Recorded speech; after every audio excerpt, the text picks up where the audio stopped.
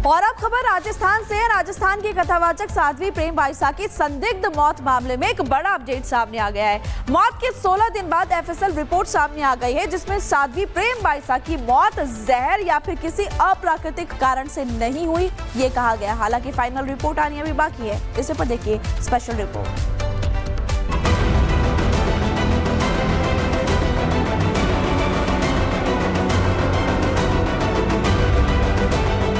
जोधपुर में साध्वी प्रेम बाईसा की मौत का मामला लगातार उलझता जा रहा है। मौत के 16 दिन बाद भी पुलिस के हाथ खाली हैं। पुलिस की जांच में अभी तक ये साफ नहीं हो पाया कि आखिरकार साध्वी की मौत कैसे हुई, लेकिन इस बीच आई एफएसएल रिपोर्ट ने पुलिस की जांच को नई दिशा दे दी है।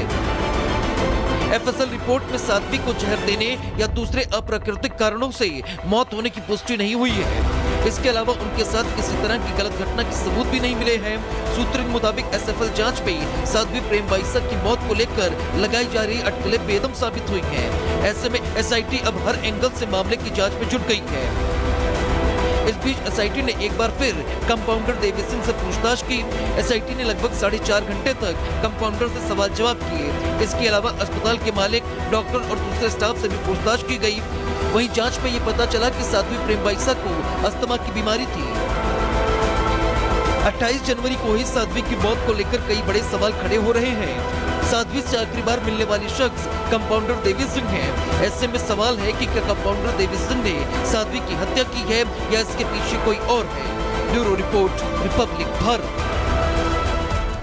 और अब खबर राजस्थान से है। राजस्थान की कथावाचक साध्वी प्रेम बाईसा की संदिग्ध मौत मामले में एक बड़ा अपडेट सामने आ गया है। मौत के 16 दिन बाद एफएसएल रिपोर्ट सामने आ गई है, जिसमें साध्वी प्रेम बाईसा की मौत जहर या फिर किसी अप्राकृतिक कारण से नहीं हुई, ये कहा गया। हालांकि फाइनल रिपोर्ट आनी अभी बाकी है। इसे पर देखिए स्पेशल रिपोर्ट।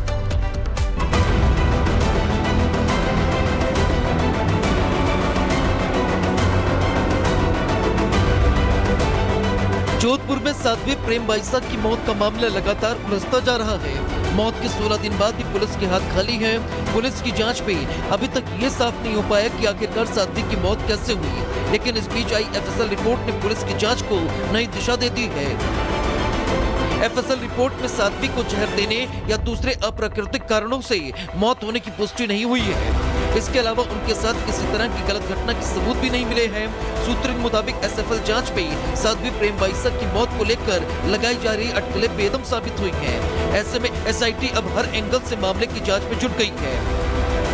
इस बीच एसआईटी ने एक बार फिर कंपाउंडर देवी सिंह से पूछताछ की।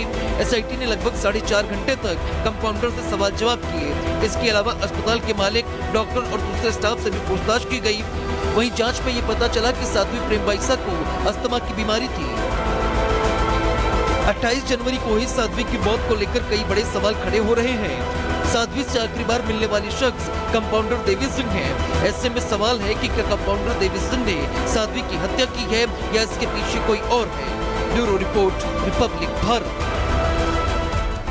और अब खबर राजस्थान से है। राजस्थान की कथावाचक साध्वी प्रेम बाईसा की संदिग्ध मौत मामले में एक बड़ा अपडेट सामने आ गया है। मौत के 16 दिन बाद एफएसएल रिपोर्ट सामने आ गई है, जिसमें साध्वी प्रेम बाईसा की मौत जहर या फिर किसी अप्राकृतिक कारण से नहीं हुई, ये कहा गया। हालांकि फाइनल रिपोर्ट आनी अभी बाकी है। इसे पर देखिए स्पेशल रिपोर्ट।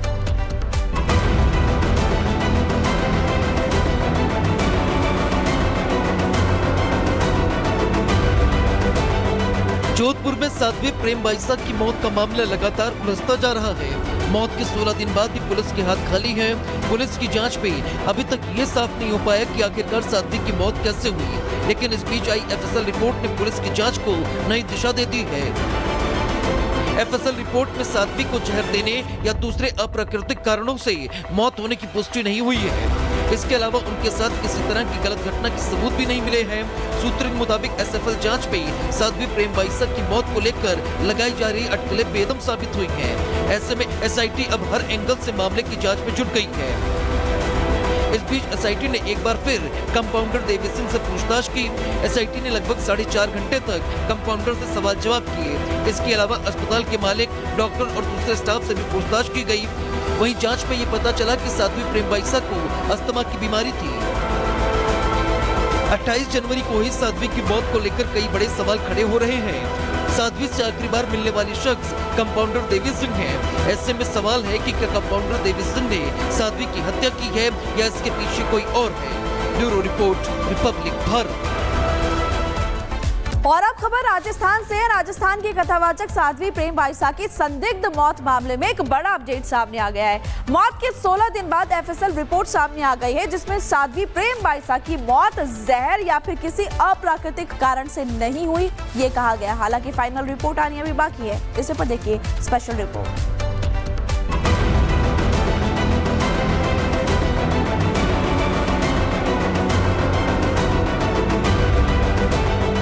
जोधपुर में साध्वी प्रेम बाईसा की मौत का मामला लगातार उलझता जा रहा है। मौत के 16 दिन बाद भी पुलिस के हाथ खाली हैं।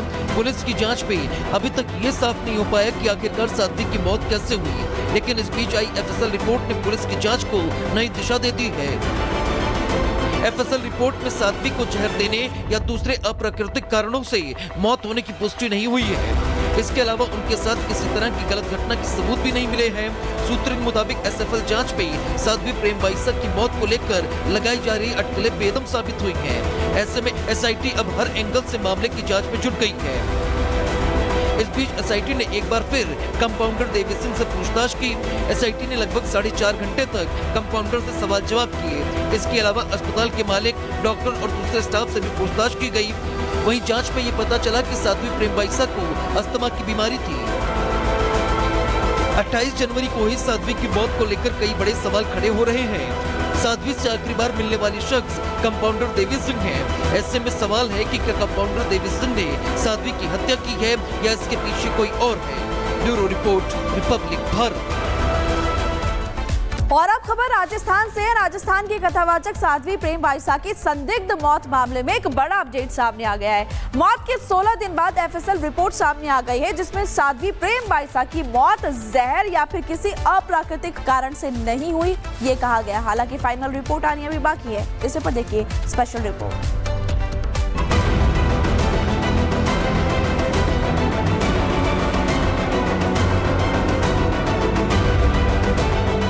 जोधपुर में साध्वी प्रेम बाईसा की मौत का मामला लगातार उलझता जा रहा है। मौत के 16 दिन बाद भी पुलिस के हाथ खाली हैं। पुलिस की जांच में अभी तक ये साफ नहीं हो पाया कि आखिरकार साध्वी की मौत कैसे हुई। लेकिन इस बीच आई एफएसएल रिपोर्ट ने पुलिस की जांच को नई दिशा दे दी है। एफएसएल रिपोर्ट में साध्वी को जहर देने या दूसरे अप्राकृतिक कारणों से मौत होने की पुष्टि नहीं हुई है। इसके अलावा उनके साथ किसी तरह की गलत घटना के सबूत भी नहीं मिले हैं।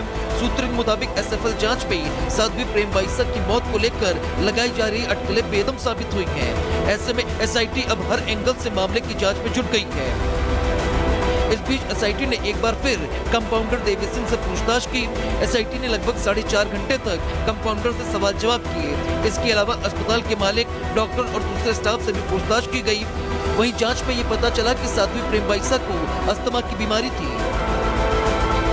28 जनवरी को ही साध्वी की मौत को लेकर कई बड़े सवाल खड़े हो रहे हैं। साध्वी से आखिरी बार मिलने वाली शख्स कंपाउंडर देवी सिंह है। ऐसे में सवाल है कि क्या कंपाउंडर देवी सिंह ने साध्वी की हत्या की है या इसके पीछे कोई और है। Bureau report, Republic Bharat.